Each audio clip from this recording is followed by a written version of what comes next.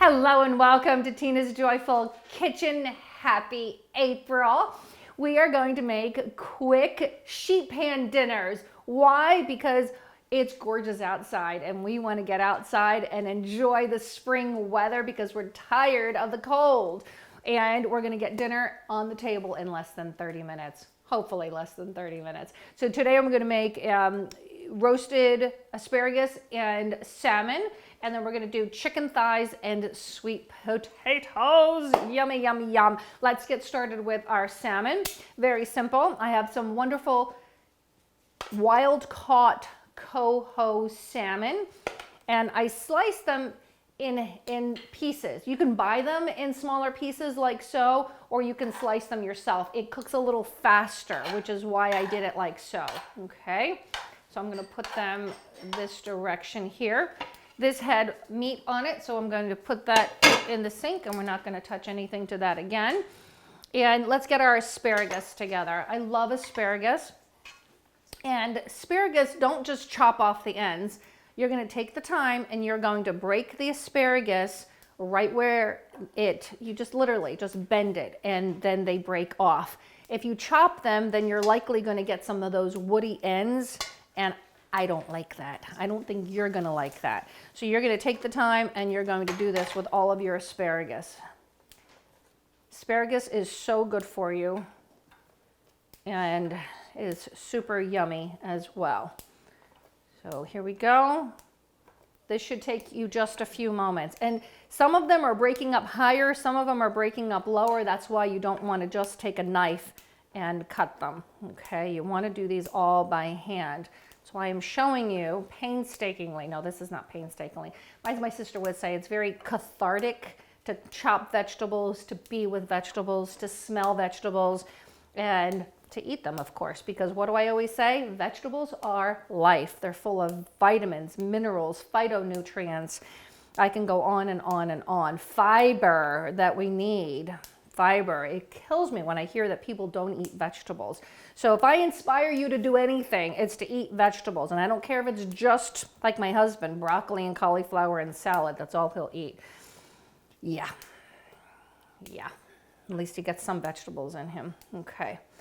Here we go. Oops. See, that one is just, yeah. That's why you have to do these individually, because you never know. And you can put them all around your lovely salmon. Oh, rewind. I turned my broiler on high. So the broiler's on. We need some heat to make this stuff cook, right? We need some heat. And almost done. Sometimes you find asparagus that's very thin, my favorite, and sometimes it's a little thicker. It's all asparagus. It just depends on the variety and when it was picked. Okay, here we go. When my parents come to visit or when I'm cooking with my parents, this is my dad's job, to chop up vegetables or to grate the cheese. Keep that man busy so he doesn't get into trouble. So keep your children busy, keep your parents busy, keep your family busy, and get them involved in the kitchen. Very important that you get the family involved. Family who cooks together, family who eats together, stays together. That's what I always say. Okay. Compost. If you don't compost, I encourage you to compost. Why? Because Mother Nature turns vegetable scraps into soil. Amazing! Amazing the way our earth works. Okay. I'm gonna put some gloves on here. Give me a second or two. And next what we're gonna do, I'm gonna chop up some parsley. And some fresh garlic and some olive oil. Okay, here we go. So it looks like my sister has already chopped up a bunch of garlic in olive oil. Salt and pepper is all in here, okay? So you can do all of that. And this is missing some parsley. So we're gonna get some parsley chopped up. Get your parsley. Let me get some more parsley over here. Look how beautiful this parsley is. Parsley is very, very good for your liver. It's good to help change the flavor of your palate. When they give you parsley at restaurants, eat it. I bet you anything, if you ate that parsley, you would not want as much dessert, okay? because it changes the flavor in your palate.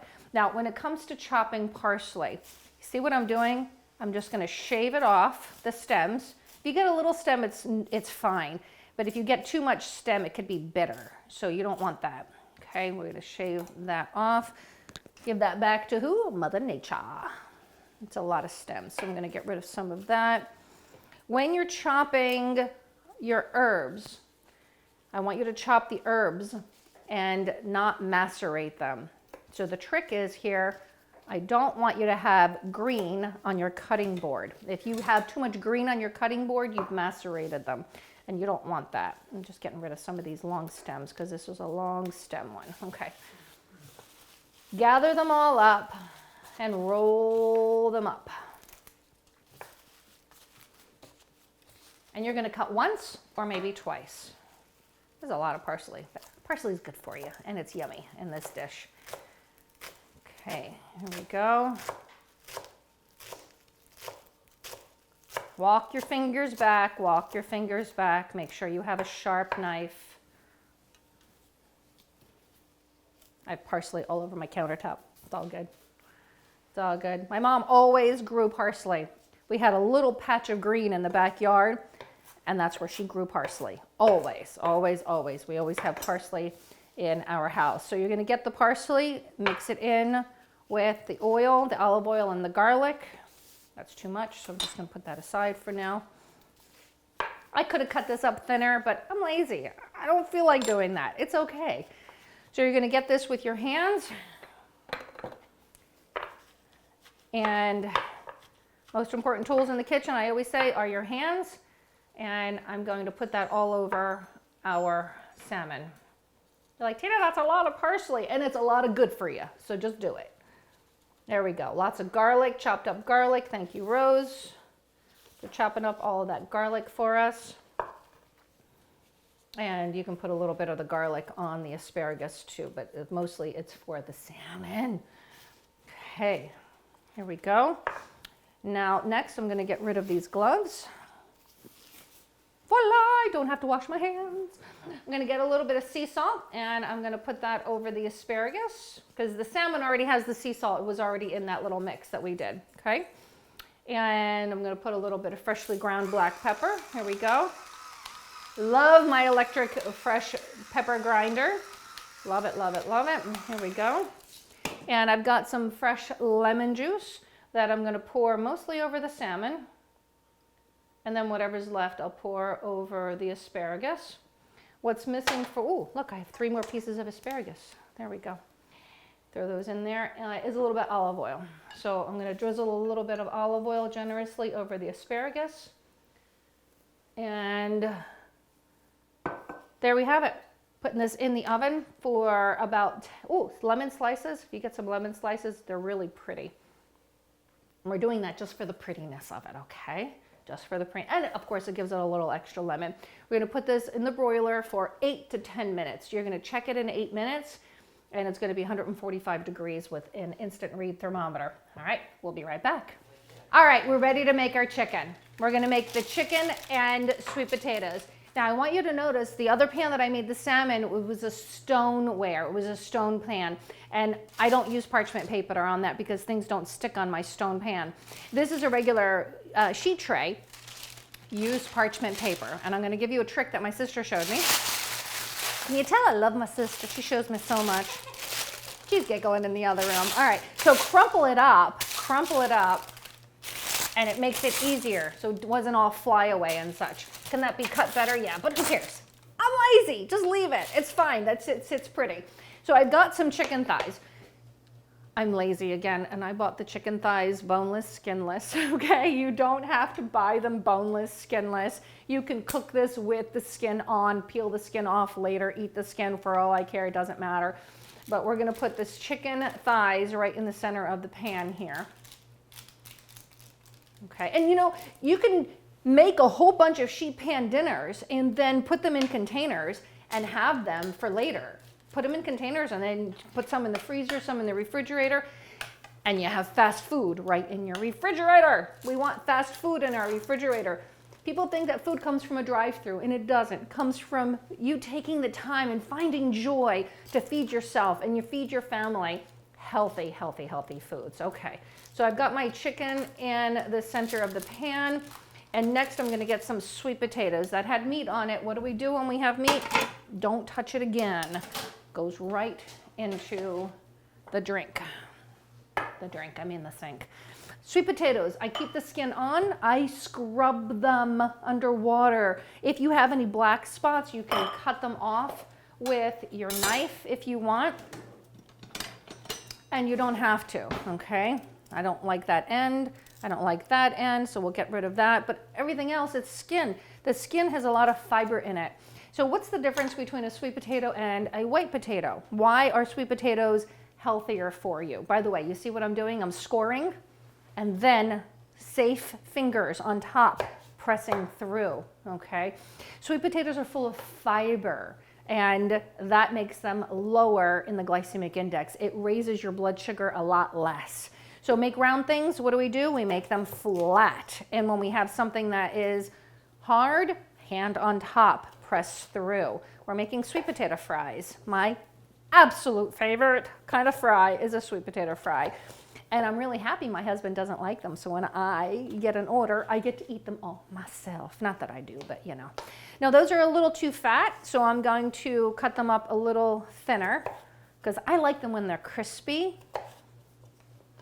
So you're gonna get some crispy ones and some meaty ones. Let's cut that one as well. Don't worry, eat the skin. It's good for you. Yeah, it's good for you. So what we're gonna do with these sweet potatoes, looks like Rose has done it already over here. Okay, put the knife aside. She's done it for us already. It's sweet potatoes, salt, pepper, and arrowroot flour. Just coat it up and it makes them beautiful. Makes them crispier in the pan. And we used, I don't think there's enough room for all of them in this pan, so I'm just gonna use the ones that she has here. Okay, so spread those all around the chicken. And then we're gonna dress the chicken, don't worry, we will dress that chicken. We have a runaway! Found. All right. There we go. Sweet potatoes. You can do regular potatoes here too if you want, but the sweet potatoes just make my life happy. Happy, happy, happy. Okay, let's get rid of those. See, it would have been too many. This is, I think, 4 sweet potatoes, right, Rose? Is that what you cut up for? And now we're going to put some, what's for the chicken? The chicken needs something, doesn't it? So we're going to do some sea salt. And as I've heard Wolfgang Puck say, go up from high and drop it down low so you know exactly what you're putting on. I think he's adorable. Anyhow, so, and we're going to do our freshly ground black pepper. There we go. I like pepper. And we're gonna put a little extra rosemary on the chicken. I'm gonna put a little extra rosemary. So I wanna tell you a wonderful story about this rosemary. This is rosemary that Rose and I both picked when we went to the island that our father is from, called Carloforte. And it's this little tiny island off of the southwest coast of Sardinia. So it's an island off of a big island in Italy. And this is called Nasca, the place where we got it from.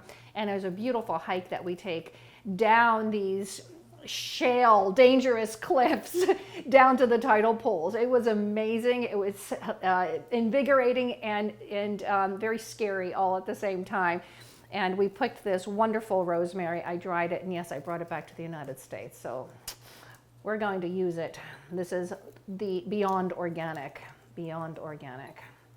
Beautiful hike. I'm sure Rose remembers it like it was yesterday, and she doesn't want to remember it because it was really scary. She's huffing in the other room. All right.